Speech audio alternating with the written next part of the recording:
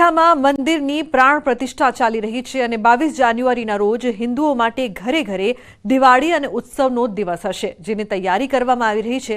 જો કે જે મહિલાઓને 9 મહિના જાન્યુઆરીના એન્ડમાં પૂર્ણ થઈ રહ્યા છે, તે માતાઓ પણ ઈચ્છે છે કે તેમનું બાળક 22 જાન્યુઆરીના દિવસે જન્મે। જો કે બાળક કોઈપણ તારીખે જન્મે, પણ માતા અને પરિવાર માટે તે દિવસ હંમેશા યાદગાર બની જતો હોય છે। જો કે ગાયનેક હોસ્પિટલમાં પણ 22 જાન્યુઆરીને લઈને વિશેષ તૈયારી કરી દેવામાં આવી છે। 22 જાન્યુઆરીના રોજ જે પણ બાળક જન્મ લે તેને પહેરાવવા માટે વિશેષ કપડાં પણ તૈયાર કરવામાં આવ્યા છે, જેમાં ભગવાનનું બાળ સ્વરૂપ અને જય શ્રી રામ લખાયેલ કપડાં પણ તૈયાર કરાયા છે।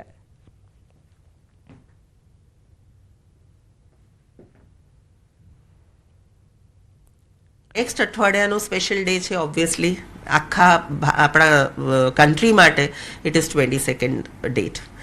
આટલો મોટો એક હિસ્ટોરિક ઇવેન્ટ આપણા કન્ટ્રીમાં થઈ રહ્યું છે અને ઓબ્વિયસલી એની જોડે બધાના વિશ્વાસ, બધાનું જે પાયસ એ હોય, હોલી ફિલિંગ્સ હોય, એ બધું જોડાયેલા છે। સો ડેફિનેટલી ઘણી બધી ઇન્ક્વાયરીઝ છે અને ઘણી બધી ડિલિવરીઝ આપણી હોસ્પિટલમાં પ્લાન છે એ દિવસે।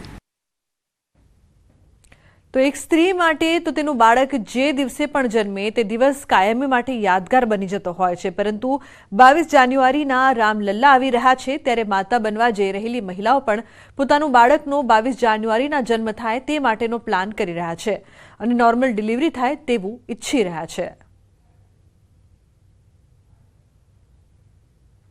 क्योंकि 22nd अच्छा दिन है और इतनी अच्छा ऑस्पिशियस डे है कि राम जन्मभूमि में प्राण प्रतिष्ठा का भी समारोह है, तो इसलिए हमने सोचा कि उस दिन प्लान कर सकते हैं डिलीवरी। मेरे को बहुत खुशी है और मेरी फैमिली को भी बहुत खुशी है। टाइम भी हो गया है हमारा कि हाँ ये लास्ट मंथ है, इसलिए हम चाहते हैं कि हम 22 को ही करवा।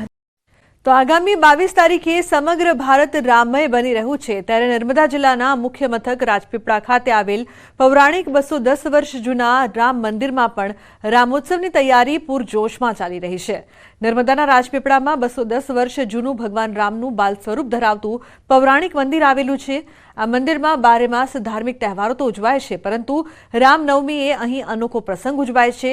ત્યારે આગામી 22 તારીખે અયોધ્યામાં જે રામ મંદિરની પ્રાણ પ્રતિષ્ઠા થઈ રહી છે, તે અનુસંધાને અહીંના પણ પૌરાણિક મંદિરમાં તૈયારીઓ કરાઈ રહી છે। ભગવાન શ્રી રામને નવા વાઘા અર્પણ કરાઈ રહ્યા છે, તો અહીં આ મંદિરની આજુબાજુમાં વસતા તમામ ધાર્મિક જનોની લાગણી પણ ખૂબ જ વધી ગઈ છે। મંદિરમાં દરરોજ આરતી કથા અને રામધૂનની સાથે સાફ સફાઈને પણ ખૂબ જ અગત્યતા આપવામાં આવી રહી છે। અમે સૌ અને વિસાવદરના તમામ અમારા નાગરિકો દ્વારા મંદિરને કલર કામ કર્યું છે। કલર કામ કરી મંદિરને શણગાર કર્યો છે, જેમાં જે દિવાળીનો માહોલ દેખાય છે એ રીતના ભાઈ અમારા ફળિયામાં વિસાવદરમાં પણ એ જ રીતનો ઉત્સાહ જોવા મળે છે। મંદિરને સજાવેલું છે અને રોજ સવાર સાંજ ભજન કીર્તન અને આરતીનું આયોજન કરેલું છે।